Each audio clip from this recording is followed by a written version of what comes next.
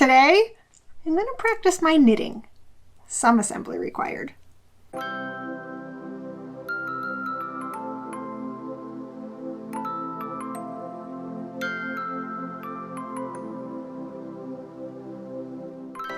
been seeing a lot of people lately finishing up their temperature blankets from last year. If you don't know, a temperature blanket is basically a big blanket, but each row or set of rows corresponds to the temperature of one day during the year. So if it's really cold, maybe you'd use a blue or something. If it's really hot, like an orange or a red. The problem is that I'm not a really great knitter. I'm super duper out of practice. And I can never really decide on a color palette that I like because so many colors to me, I like it to blind me if it's gonna do anything. But I feel like they don't interact very well in a stripey kind of pattern. So I've never been able to figure out what colors would I even pick. But I decided to go for it this year. And I think that you will not be surprised by my color palette. Yes, they're very bright. So down at the bottom with the white, that's going to be the coldest, I think 20 degrees and below. And then way up at the top, I think we've got the 90s or the 100s in that super bright yellow. And then all kinds of lovely bright colors in the middle. So I'm excited for that color palette at the very least. That will inspire me to keep going all year long. And yes, I feel like you're probably supposed to start this in January. And no, it is not January any longer. But if I let that kind of thing stop me, I'd never do anything. Better late than never. I'll catch up sometime before December, probably. But as I mentioned, I'm super out of practice with knitting. So I wanted to do some kind of a small project a couple of times. First, to get my brain back into the whole, and my fingers really, back into the whole idea of knitting. So I found this project, and I will tell you right here what the website is, because I don't remember off the top of my head, but I found this pattern. It is not my pattern. I do not write patterns. Oh my goodness, super duper not. That will never be a thing. I don't think in knitting.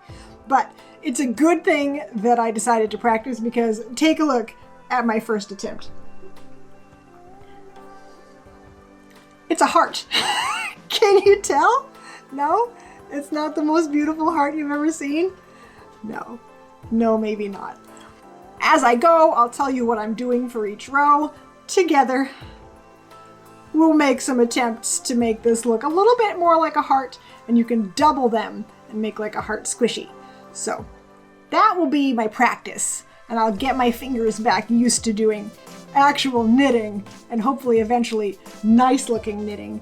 And then I will start my blanket. I'm not going to obviously do the entire blanket in this video because it's not the end of the year yet, but I'll start. Let's see how many rows I can get before it's time to edit and put this online. Let's go. Okay, let me start this little project by showing you what kind of yarn I'm using for the hearts. I don't know where it came from. I have no memory of buying it or what I was going to use it for, but it feels pretty soft and cottony. I'm going to use 6mm needles, which are size 10, I think. Maybe I'll whip up another with 4.5mm, which are the next smallest that I happen to have, just for comparison.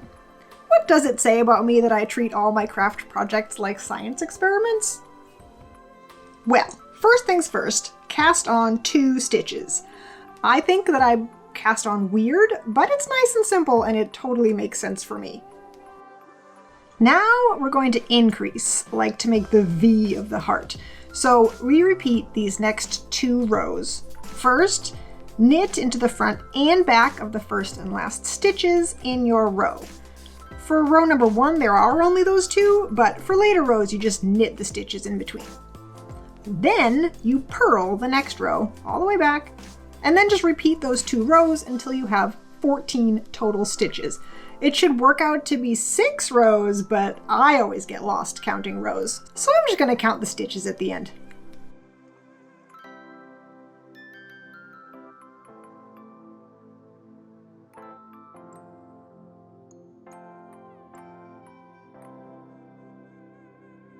Hey, now I have 14, maybe a little bit uneven stitches, and I can start decreasing to make the first bump. So I'll knit 2 together, knit 5, and then turn back around. We leave the other 7 stitches right on the needle and just deal with them later.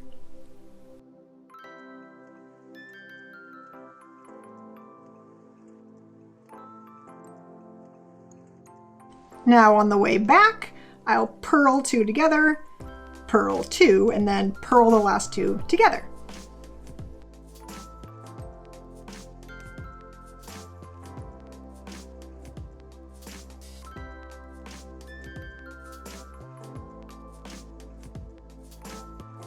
Then cast off these 4 stitches, leaving a nice long tail.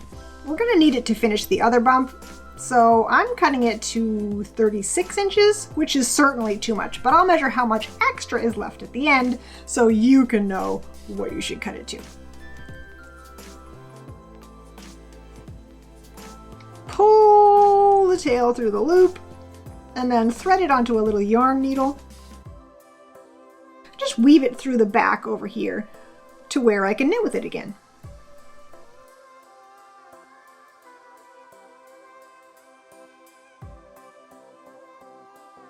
For this knit row, for like the second bump, you kind of do the same thing but backwards. You knit 5 and then knit the last 2 together.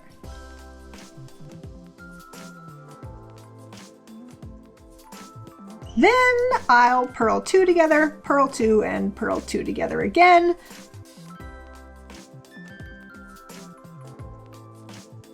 And then cast off your last 4 stitches.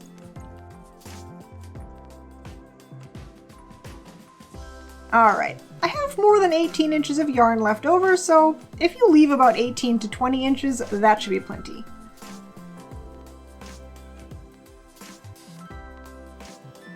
Then I will just whip up another one, put the right sides together, and then sew around the edges, leaving a stuffing hole somewhere. Flip it.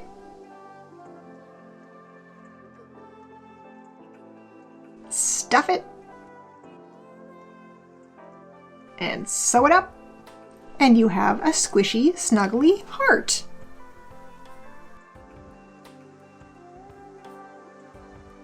Here's what it looks like on the 4.5mm needles. It does look kind of nice because the stitches are closer together, but the squish is not nearly so satisfying. I'm still working on joining the sides together, but even if it's not perfect, which it's never going to be because I'm not that kind of a knitter, it's still cool, it's squishy. It's kind of a fun little bite-sized project. You could add a little loop to hang them up, or you could add weird little arms and legs, and a face. Up to you. So, now that I've practiced, I think it's time to actually start knitting that blanket. It's going to be a process. Using the yellow yarn, because I'm hoping I won't need to make a lot of 100-degree rows, I knit myself a little 10 stitch by 10 row swatch. This way I can see how long the blanket will be at the end and figure out how many stitches to cast on to make it make sense. So it's looking like 3 inches by 3 inches. So I'll just do a little math. It looks like my blanket will be 219 inches long. That's 18 feet. That is a little too much blanket. I think I'll have to switch to 1 row per day instead of a knit and a purl row. Maybe the stripes won't be so pretty, but 109 inches is a lot more reasonable. I guess we'll find out. If you use the golden ratio, and why wouldn't you? It should be about 68 inches across, so I'm going to cast on 225 stitches. That seems like so many. I'd better get started. Oh my goodness, not surprisingly, 225 is a lot of stitches to cast on. I decided to cast on the same color as day 1 and then just knit an additional row for day 1. I guess you could make the cast on your first row, but that's not what I did. I wonder how long it will take me to knit 1 row. I started out with around 20 minutes a row. Maybe I'll get faster, or maybe this will just take a long time. And now I'll just start knitting. Out of curiosity, I decided to calculate how long it will take to knit this whole blanket if I'm knitting one row in about 20 minutes. About 122 hours? That's 5 days straight. That's kind of fantastic. That is going to make this one super special blanket. Ta-da! Here we have up to January 15th, I think. That's a half a month. I think that it looks really cool so far. It will definitely change its little personality once we get to the warm days and start adding pink. I can't wait, but I think it'll be a while considering the next, I think the whole entire rest of the month, we don't even see 40 again. Yay. And yes, I am using Christmas clothespins to make sure nothing goes sliding off my needles. That would make me cry. I'll do an update once it gets up into the 60s for a while, so we have a little some other color to look at. Look, we've got one day of 50. That's all. But that's okay, spring is coming in like a couple months. So make sure that you're subscribed and click the all notification bell so you do not miss my pretty, pretty blanket. Maybe I have inspired you to try knitting. I say go for it. You don't have to be perfect at it. You don't even really have to be good at it. I mean, this is super uneven. All of these rows are not using the same tension. They might be close, and they're gonna be whatever they are because it's just fun. You don't have to be great at things to think that they're fun. It doesn't stop me. You don't have to be awesome at your craft to still make it a hobby. Just have fun. Go make something. New videos come out every Saturday. So until the next one, be awesome. And I'll see you then. Bye!